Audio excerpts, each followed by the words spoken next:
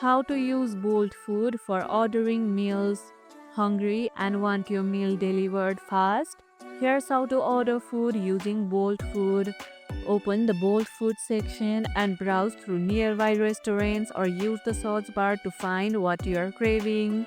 Tap on the restaurant to explore their menu. Then select the dishes you want and add them to your cart. Once you are done, tap the cart icon, review your order, and choose your preferred payment method, either card, wallet, or cash on delivery. Finally, hit place order and you are good to go. Check for any active discounts or delivery fee offers before confirming your order. They can save you a few bucks. What's the first thing you would order from Bolt Food? Let me know about it in the comments below. And that's how you can use Bolt Food for ordering meals.